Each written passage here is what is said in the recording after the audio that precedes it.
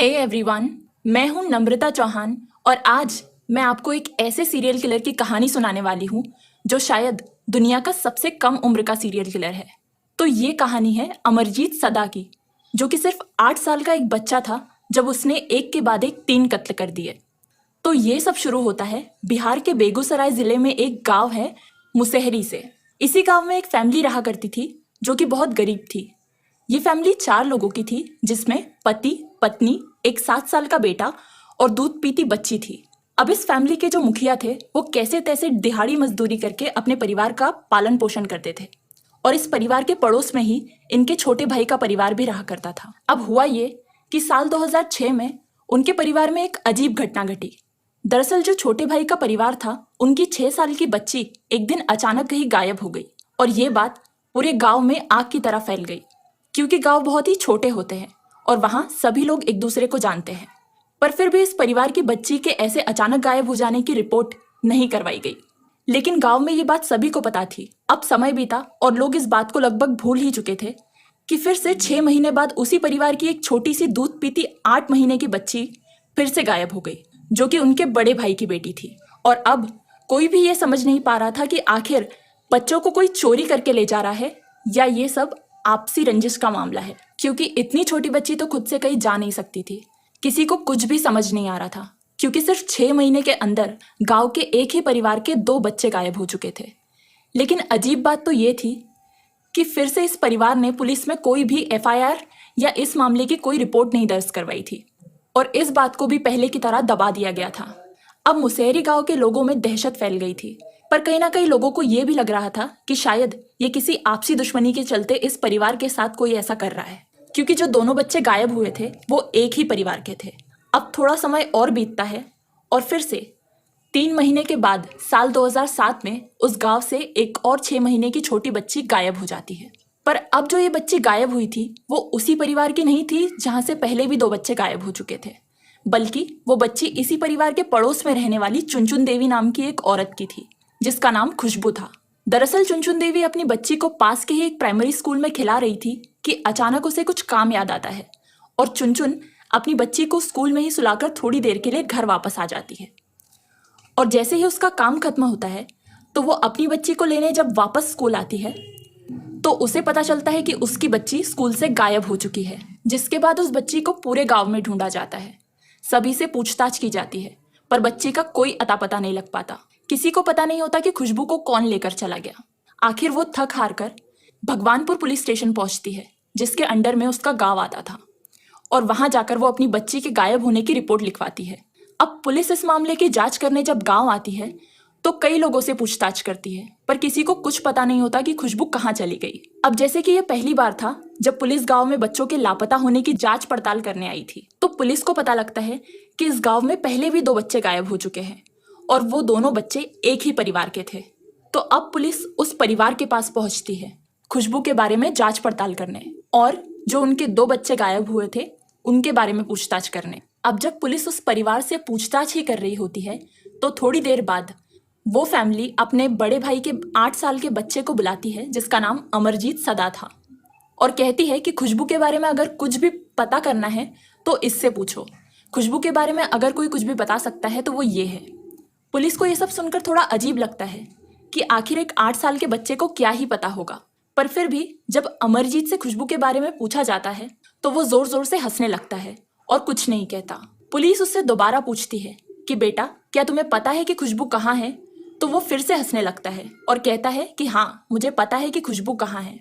फिर पुलिस ने उससे पूछा कि हमें बताओ कि खुशबू कहाँ है, तो फिर से वो कुछ नहीं कहता और सिर्फ हंसने लगता है। वहाँ जितने भी पुलिस वाले थे वो ये सब देखकर शॉक थे कि आखिर ये बच्चा ऐसे बिहेव क्यों कर रहा है। पुलिस ने सोचा कि शायद वो इस बच्चे पर अपना टाइम वेस्ट कर रहे हैं और उसे कुछ नहीं पता। पर इसी बीच अमरजीत बोल पड़ा कि अगर मुझे बिस्किट खिलाओगे तो मैं बताऊंगा कि खुशबू कहाँ है। तो पुलिस ने अमरजीत को एक बिस्किट का पैकेट देते हुए पूछा कि अब बताओ खुशबू कहाँ है। तो वो बोला, मैंने उसे ईंट से मारकर सुला दिया।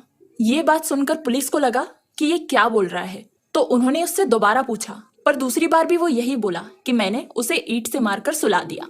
तो पुलिस वालों ने उससे बहुत ही शांति से पूछा कि अच्छा बताओ, तुमने खुशबू को कहाँ सुलाया है। तो अमरजीत पुलिस वालों को उसकी प्राइमरी स्कूल से थोड़ी ही दूर एक सुनसान जगह पर लेकर जाता है और अपना हाथ से इशारा दिखाते हुए कहता है कि मैंने खुशबू को वहां सुलाया था। अब जब पुलिस उस झाड़ी के पास गई तो उन्होंने पाया कि वहां एक छोटा सा गड्ढा था जो कि पत्तों और घास फूस से ढका हुआ था। और जब पुलिस ने घास और पत्तों को हटाया तो उस गड्ढे से खुशबू की लाश मिली।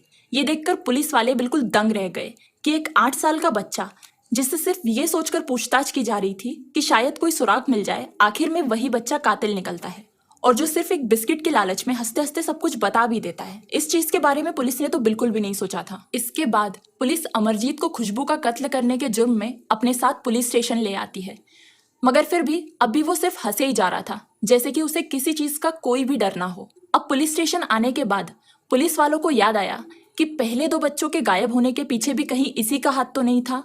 तो उन्होंने अमरजीत से पूछा कि अच्छा ये बताओ, तुमने और किस किस को ऐसे ईंट से मारकर सुलाया है? तो अमरजीत फिर हंसने लगा और बोला कि एक बिस्किट खिलाओगे तो बताऊंगा। तो पुलिस ने उसे बिस्किट लाकर दिए और कहा कि अब बताओ। उसके बाद अमरजीत ने 2 नाम और बताए, एक अपनी बहन का और दूसरा अपनी चचेरी बहन का। ये बात सुनते ही पुलिस वालों के पैरों तले जमीन निकल गई, क्योंकि उनके सामने सिर्फ एक 8 साल का सीरियल किलर बैठा था। उसके बाद पुलिस ने अमरजीत के चाचा और उसके माँ बाप को पुलिस स्टेशन बुलवाया और उनसे पूछताछ की। तो उन्होंने कहा कि हाँ, अमरजीत ने ही ये सब कत्ल किए हैं। आज से 9 महीने पहले साल 2006 में उसने पहला कत्ल अपने चाचा की 6 साल की लड़की का किया था और तब भी खुशबू की तरह उसका गला घोटकर और उसे ईंट से मारकर उसका कत्ल कर दिया गया था। और ये बात अमरजीत के परिवार वालों को भी पता चल गई थी, क्योंकि जब अमरजीत से पूछा गया तो उसने सब कुछ बिना डरे या बिना छुपाए सब कुछ बता दिया। और उसके करीब 6 महीने बाद अमरजीत ने अपनी खुद की ही 8 महीने की बहन का भी खून इसी तरह कर दिया और एक्सेप्ट भी कर लिया। तो पुलिस वालों ने उसके परिवार वालों से पूछा कि जब तुम्हें सब कुछ पता चल ही चुका था तो तुमने पुलिस में कोई कंप्लेन क्यों नहीं करवाई? तो उन्होंने कहा कि उन्हें लगा शायद ये सब उसने अनजाने में किसी लड़ाई झगड़े के चलते गलती से कर दिया होगा, इसीलिए उन्होंने उसे समझा बुझाकर पहली बार छोड़ दिया था। मगर जब उसने अपनी बहन को मारा तो अमरजीत की खूब पिटाई की गई। तो वो बोला कि अब वो ऐसा नहीं करेगा। और क्योंकि मरने वाले दोनों बच्चे और मारने वाला एक ही परिवार से थे, तो उन्होंने ये परिवार का आपसी मामला समझकर आपस में ही सुलझा लिया और पुलिस को इसके बारे में कुछ नहीं बताया, ना कोई कंप्लेन करवाई।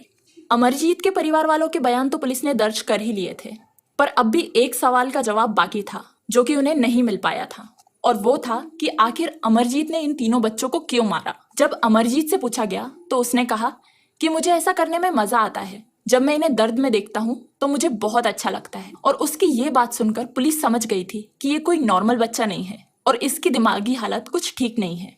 इसके बाद अमरजीत को साइकाइट्रिस्ट के पास भेजा गया, जिससे उसके दिमाग की जांच करवाई गई। और स्टडी करने के बाद ये बात सामने आई कि अमरजीत कंडक्ट डिसऑर्डर नाम की एक दिमागी बीमारी से पीड़ित है, जिसकी वजह से उसे किसी को भी तकलीफ देकर खुशी मिलती है। शायद उसे पता ही नहीं था कि वो क्या कर रहा है, शायद उसे पता ही नहीं था कि वो जो कर रहा है वो कत्ल है या फिर कोई कानूनी गुनाह। और इसीलिए ना तो वो पुलिस को देखकर डरा और ना ही पुलिस स्टेशन को देखकर। इन सब के बाद उसकी कोर्ट में पेशी हुई और क्योंकि वो एक नाबालिग था तो उसे बाल सुधार गृह में भेज दिया गया और फैसला किया गया कि जब तक उसकी उम्र 18 साल की नहीं हो जाती वो डॉक्टर्स की निगरानी में ही रखा जाएगा। और उसके नाबालिग होने के कारण उसकी बात की जानकारी पब्लिक में डिस्क्लोज नहीं की गई। आज अमरजीत कहाँ है, किस जगह पर है, किस नाम से रह रहा है, ये किसी को नहीं पता। पर यह सब कितना शॉकिंग है कि एक 7 से 8 साल का बच्चा दुनिया का सबसे छोटा सीरियल किलर बन चुका है, जिसने सिर्फ 7-8 साल की उम्र में ही एक के बाद एक 3 कत्ल कर दिए। तो यही थी कहानी अमरजीत सदा की। अगर आपको वीडियो अच्छा लगा हो तो प्लीज़ वीडियो को लाइक करें एंड हमारे चैनल को सब्सक्राइब करें।